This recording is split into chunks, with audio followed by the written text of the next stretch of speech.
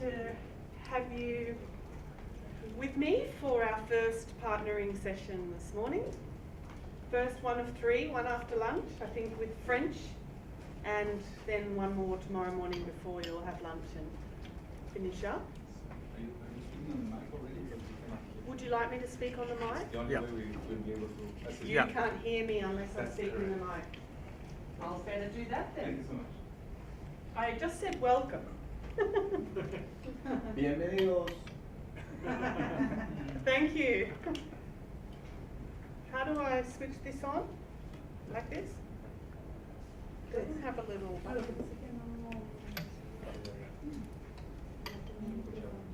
Oh, push for a long time. How's that? How's that? Good? Ooh. We don't really need it for the room, but for the translation we'll do the formal thing, right? Like the TV host. Huh? Anyway, I was saying welcome and thank you for joining us for this first of the partnering training sessions. As you know, we have 90 minutes, which is already down to under 80 minutes. So this is definitely an introduction, right? It's a little taster session to cover some key concepts. And obviously, I don't know very much about you yet, so pitching this exactly right is a little challenging. So we just make no apology really, straight up. It's introductory tasters to some key concepts to underpin success of partnering, and hopefully they're things that still offer quite a bit of challenge and some new perspectives for you, regardless of the level of experience that you have in partnering. I'm not going to introduce myself because I did that in front of the whole group, but I'm here representing the Partnership Brokers Association, and I'm very pleased to get to know some of you and the interesting work that you're doing around disasters. So what I'd like to do just really quickly before we get into it is to just discover a little tiny bit about you. And if I could ask you to be really quick and, oh, yeah, this is me, huh? We saw that before. And you know who has invited me here. So, this is what we're aiming to do today in our very quick, short, sharp session, is to offer a taster session about... Do I need to slow down for the translation? Do you have tech that's working, or shall I keep going? It's all good? All right, we'll keep going. Terrific. So these are our objectives. I've said it's a taster session, which means it's a little bit because it's only, we have, just over an hour together. But hopefully it's exploring some challenges and some good practice principles, and to get you thinking about what it takes to partner effectively, and to start some of your self-reflection about you as a person entering partnerships. What are some of the mindsets and skills that can be useful as you embark on that?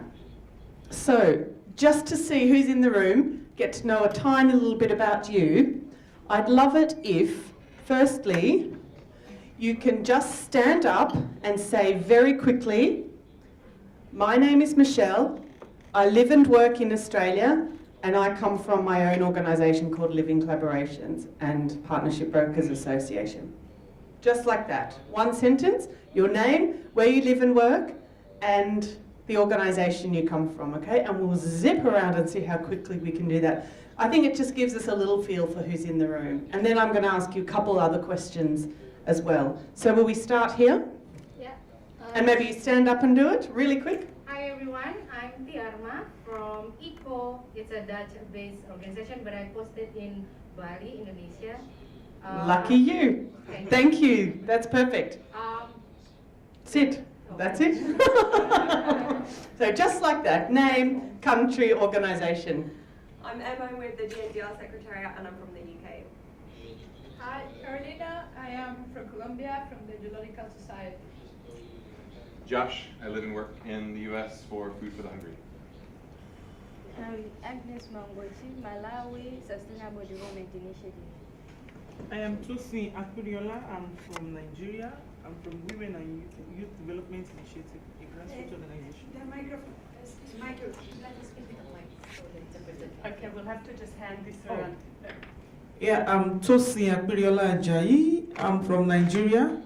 The name of our organization is Women and Youth Development Initiative. It's a grassroots NGO. Thank you. Hi, I'm Ben Phillips. I work for Child Fund, based in the US, but I really work all over, flying around. Hi, I'm Prime Hezumukama from Burundi, East Africa. I work with the Center for Support to Local Initiative Development and Assistance to Vulnerable Persons. Great. This is all great. As a first, I work for Mercy Corp. I came from Ethiopia and I live there as well. Hola, buenos días. Soy José Ramón Ávila, vengo de Honduras, Centroamérica, de una organización ASONO y miembro del Board Global en representación de Centroamérica y Caribe. Thank you, Ramon. Good morning. My name is Susana Urbano. I'm from Panama. I work in Red International. Which international? Right. Red. Hi, my name is Jaime Mock. Work for Habitat for Humanity in Costa Rica. Hola, soy Wilson Galo de Honduras y represento a una red en Centroamérica que se llama Concertación Regional para la Gestión de Riesgos. Hi, I'm Becky Murphy. I'm working in London for ActionAid, but my role's global. I'm Barefoot Bob. I don't live anywhere. I'm nomadic and move around the world, and I work everywhere. So I'm a global citizen. Organization is Rural Livelihood Risk Management Consulting and Research, and also here representing Good Practices TV, Internet TV for risk communication. Hi, my name is Joe Bonge from the Gambia of West Africa, and I work with young volunteers for the environment. This is Mihir from Bangladesh. I work with Uddipon and NGO. Thank you.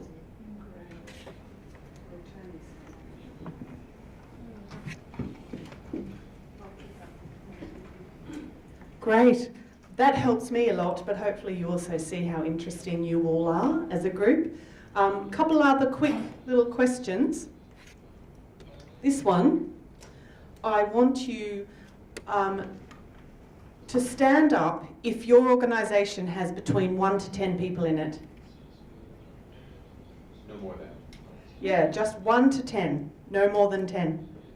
As staff. That's it, staff. Yeah, see, quite small. Stay standing, and now stand up also if you have between 10 to 50 staff in your organisation. Keep standing, yeah. Okay, one extra. And now stand up if you have between 50 to 200 staff in your organisation.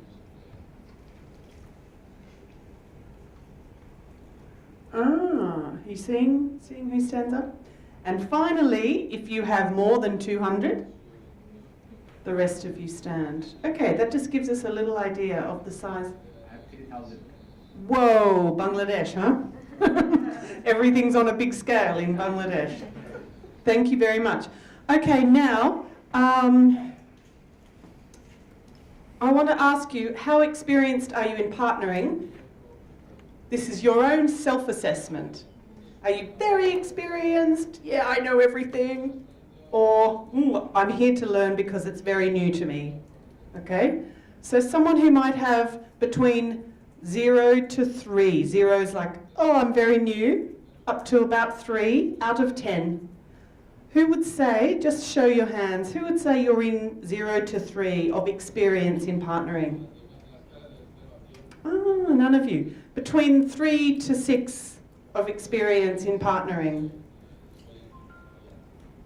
Most of you actually. And then 6 to 10. You've really been doing this for quite some time. You've taken some training maybe. 6 to 10. Anyone? There were 4 or 5 of you who didn't put your hands up, so I'm guessing you put yourself in that. Come on, Emma, were you saying that? I think so. 0 to 3. Oh, you said 0 to 3, goodness. More than 10. More than 10. It's been long-term experience. Okay. So the reason just to do that is to illustrate we can't tailor 1 hour, right, to the 10 and to the 1 to 3. So just please take from this what you can, and I hope that it offers still some new perspective. One more question. Experience doesn't always mean confidence, right? Confidence can relate to skills and your sense of, really, how skillful am I at this partnering thing? How confident am I in approaching partnering, forming a new one, reviewing them, dealing with troubles, partnering with different kinds of sectors? How skilled am I at managing the different kinds of things that come up in partnering? So let's try once again, and it's just your own assessment, no one's looking, right? 0 to 3, how confident do you feel in this partnering game? Okay, good. 3 to 6? A lot of you. And 6 to 10? Very confident. Great. So now we also know at lunchtime who to be talking to about their experiences, because learning from each other is just as important as learning from me, right? Excellent. Well, thank you very much for that. Now, just in your notebooks, maybe as you come into this session, just write down what is your biggest question at the moment in relation to partnering. Now, we won't necessarily get to these, but it is part of getting your brains into this session to think about partnering. What's on your mind? What are you thinking about in relation to partnerships at the moment that made it interesting for you to come here?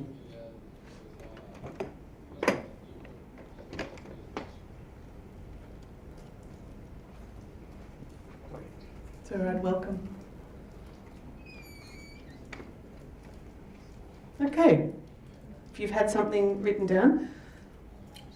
So, right back to basics, but in my experience, something that many people in partnerships overlook. What actually is a partnership?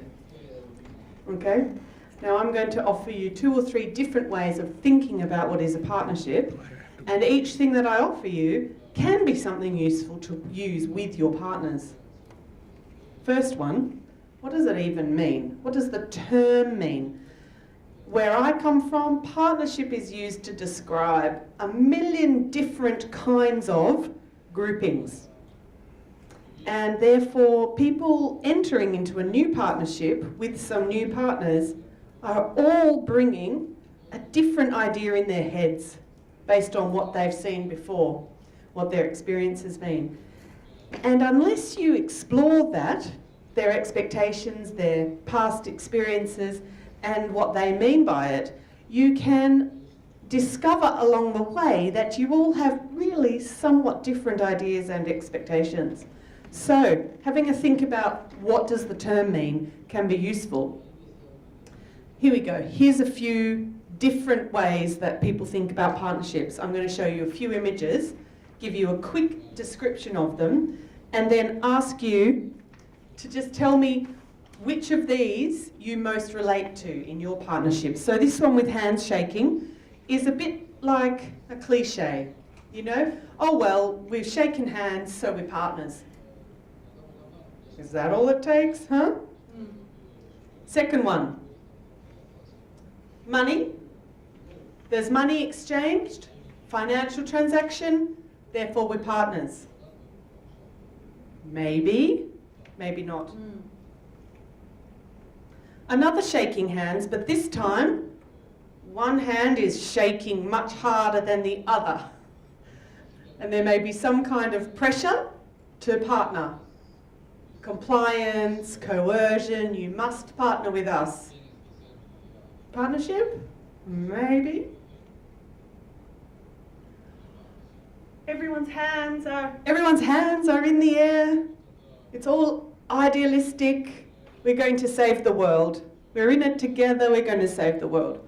Huh? Partnership? Maybe you relate to this one.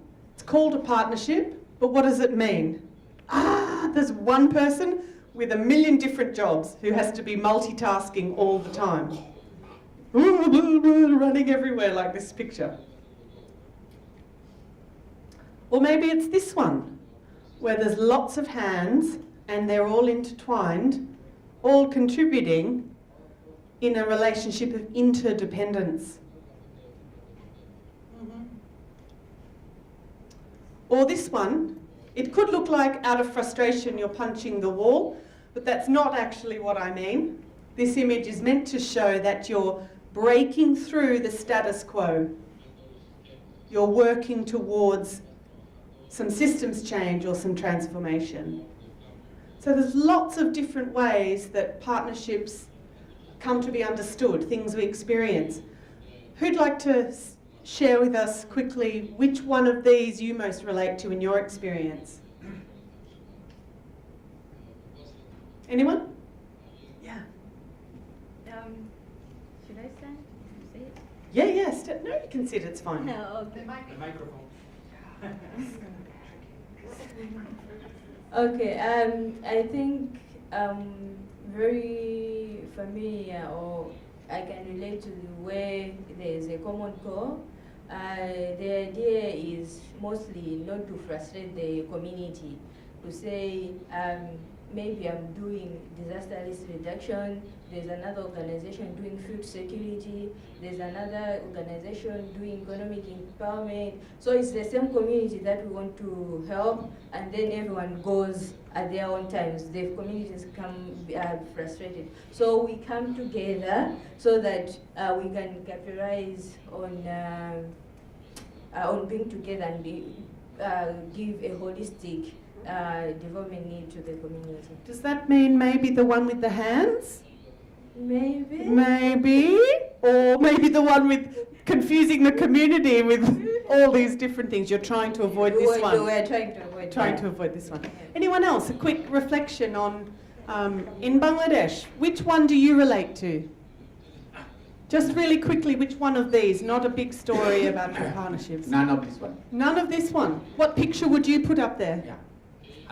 I like to... You want to draw it? Yeah, make it like this. You might have your next trainer here. Partnership is some partnership, either money, or skill, or organizational capacity, and other has some also. And this partnership is to bridge the gap.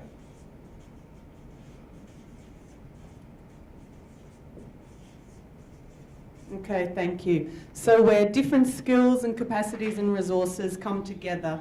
You can have this for handing round. Thank you. So I just offer you that really just to show that people bring quite a few different experiences of partnerships to any conversation about partnering. Now let me offer you a second way of thinking about partnerships. And this is actually using a definition, going to the dictionary. This is what the dictionary says about partnership: an ongoing working relationship where risks and benefits are shared. This is correct. Is it? Excellent. This is your understanding. So, do your partnerships work to this? To some extent? Anyone else? Risks and benefits shared. No? Not from ActionAid, right? Which bit is not shared? I'd say depending on who you're partnering with. So from my experience, local partners, yeah. From our Maybe. experience, we try and do that. Recent experience with our private sector partners, not so much. They won't share the risk with us, and they take certain parts that they'll be in charge of, and that will be their responsibility. Interesting. And sometimes when it's with donors, they give you all the risk. Right? That's in fact their mechanism to outsource risk, is to call you a partner, but really it all sits with you.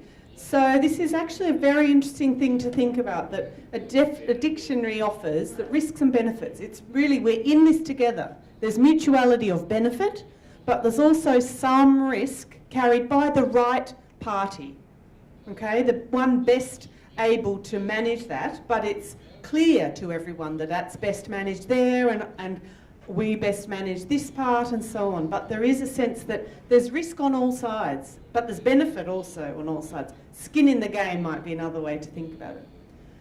So I'm wondering whether you have ever discussed a definition of a partnership with your partners.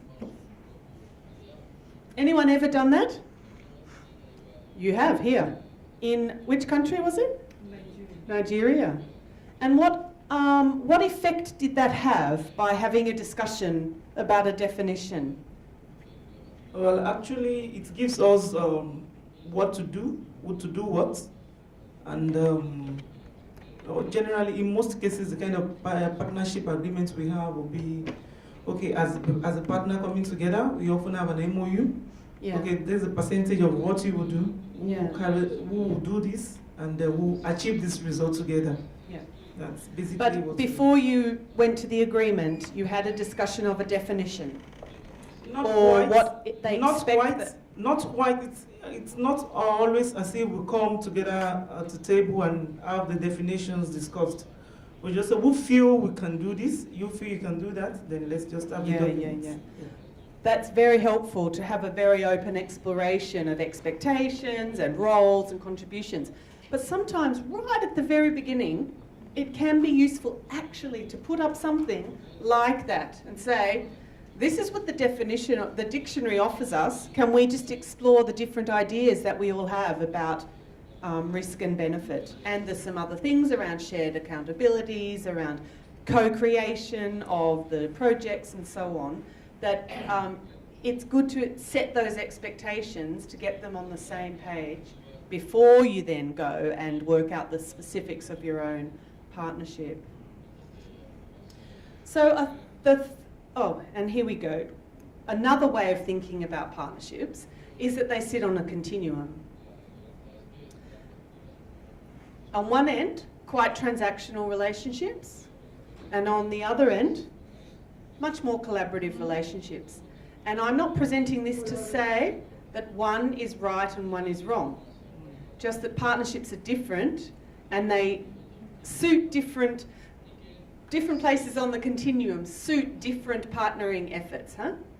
So the kind of things that sit under this end are where you have much more service-based contract, where really there's quite a specific role for some kind of service delivery, and the other partner probably maybe just funding. So hence, funding relationships often sit here. And we just talked about the transfer of risk. In transaction, it's really, okay, you're accountable for everything, and if one thing goes wrong, I can cut you off. All the risk is yours. And quite one way or linear accountability. The one doing the service is accountable to the other one. Over here, where it's more collaborative, accountability starts to be mutual. So we're accountable to each other for certain things, for living out the commitments we've made, whether that's of money or whether that's of doing something, whether that's of ways of behaving. We accept that it's mutual, not just one direction. Also, in more collaborative, it's not just a predefined implementation that one party will do. There's more co-creation involved.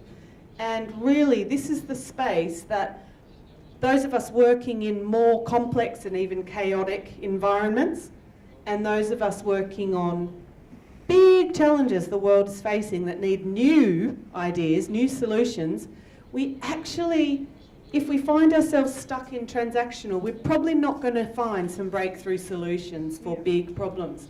And we need to get more comfortable in this collaborative, co-creation, layered relationships and sharing of risk.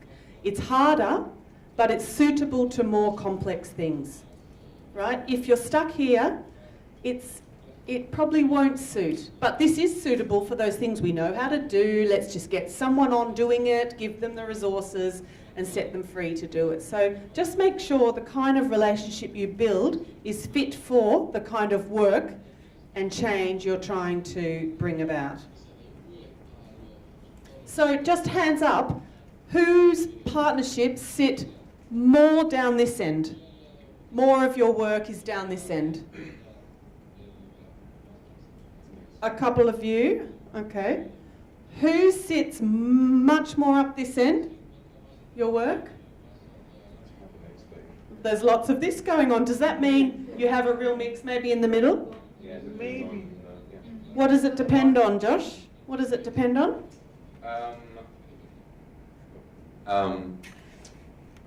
It depends on, I guess, who the stakeholders are often. So if there's a donor involved, then that tends to push it to more the down transactional there. end. If we're working across sort of even internal stakeholders within business units, then it tends to be much more collaborative. If we're working within a country context between our staff and the staff of another NGO or CSO partner, and we're co-creating a project design, project development process, that tends to be more collaborative. Yeah.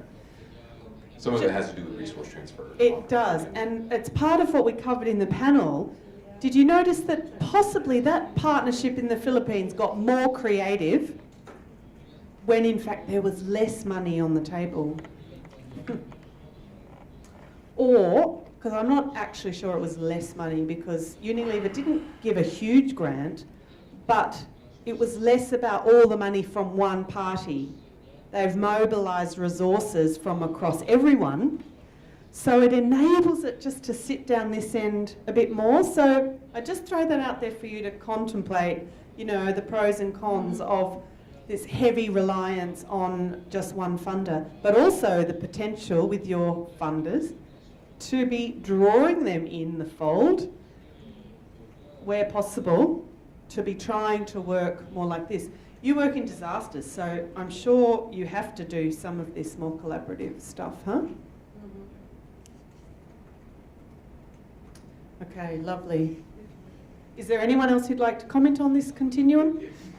You want to say something? Yeah, Ben, thank you. I find sometimes the challenge is, I think, you start with the intention of having this more collaborative relationship, but then when the money comes in, that just tends to draw a lot of the attention. I mean, both for the recipient of the funds obviously wants to be able to use the money in a way that's, more in line with their needs or their vision, and then the person providing the funds has to, there's certain accountability, certain requirements to go along with it, and that even though the original intention was to have this multi-layered partnership, and maybe the funding was only one small piece of it, that ends up taking an outsized part of the attention. Yeah. It's the other golden rule: he who has the gold makes the rules. Yeah. It's very, very challenging, and it's actually slightly more than we can go into in our tiny taster. But I mentioned in the panel that PBA are actually embarking on some work around this, because it's so detrimental, the power that the money holder can have over the potential of partnerships. But donors are catching on that partnerships are the way, right? You all know that. They're demanding that you work in partnerships and form that before they'll give the money. But then what, in the way they offer the money, are they enabling you to do that well, to form well, to learn as partners, to evolve and adapt? So in fact, it's going to take this, up this end, we should add something actually that there is change back into all the partner organisations. No one stays the same when you work at this end of partnerships. And that's very challenging. One more quick comment. Just to add a little bit, it's just in the collaborative relationships, I think that one of the issues is that you have to work more. Especially if it's the first time that you are collaborating, to agree with the partnership, what is like, it's like, so you work more. So sometimes, even if you do a lot of work, you prefer the transactionals. Exactly. So I will add in that the benefit. So maybe in the transactional, the benefits are kind of clearer in some ways, and in the benefits in collaborative, they are maybe not so obvious, but they are deeper, so that requires much more. Thank you for that reflection, which also speaks to a cost of time and energy and therefore money. So only do this when it's the most suitable option, when it's fit for purpose, and do this the rest of the time because it's the energy and the efficiency and all that, and then save your best efforts for those big things. So I'm no way presenting that one end of this is the right end. Okay, let me just check our time. How are we going? I told you I had to move fast. It's a masterclass, huh? So, one more way to position partnerships is that they may be one of these three, they may be positioning themselves in one of these three areas, trying to be what we say reactive, meaning there's a partnership to deliver a project, but it sits pretty much within the framework of status quo. It's just to get something done, okay? But sometimes partnerships are designed to try something new. But it's just an extension or a bit of an adaptation, a little adaptive, sits alongside the normal mainstream, just slightly outside, but still connected to the mainstream way of getting things done. And then, and this relates to our continuum as well, sometimes partnerships are intentionally created to challenge and change mainstream systems and mindsets. And that is their objective from the beginning, and therefore their aim is to be transformative, therefore they'd better sit at that transformational end, more collaborative end of how you go about your partnership.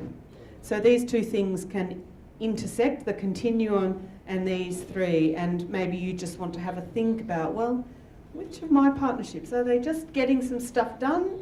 Are they trying something new, a bit of an extension of how we usually do things? Or are they in fact deliberately, right from the outset, trying to change systems and mindsets? Basically though, what we find is that partnerships have many common features in how they do their work, in their processes, but actually every single one is different. And they're all highly context specific, which is suitable. Sometimes you have to, and I'm dealing with one of these right now, you have to settle for good enough to get started. If you try for perfect, you'll never get started. But this isn't an excuse to just do a bad job, but it's to recognise that where we're at right now is okay to get started, and we'll grow and we'll learn and we'll evolve and we'll have stronger agreements, or we'll get more innovative, or we'll have more breadth of resource sharing, or we'll have more partners, or our ambition will grow. Sometimes just to get started, like even this one we heard about this morning, they started somewhere, pilot, just on business, just 1,000 participants, sounds a lot, but in Philippines, not so much. And then as they grew and worked out what it takes and their wider audiences, they were able to step into some more ambition. And we've talked about partnerships themselves being a source of influence, and also that often there are multiple purposes right from the outset, including having influence and impact. So just a couple extra things for you to think about, which we're not going to talk about right now. How far does it matter that who initiates? Just think in your experience, oh, we initiated that one and it kind of went this way. Oh, that one, someone else approached us. That one came from the donor. Living those out, you know, what difference did it make who initiated? And also, are they always voluntary? Do you always have the choice to be in this partnership or not be in it? And where it was voluntary or involuntary, how did that change things as well? Remember the picture with the handshake, the coercion? If you're on receiving end of that, how does that feel compared to one that you've chosen to enter because you've found deep alignment in your interests? right? But in our field, many times it can be not a choice.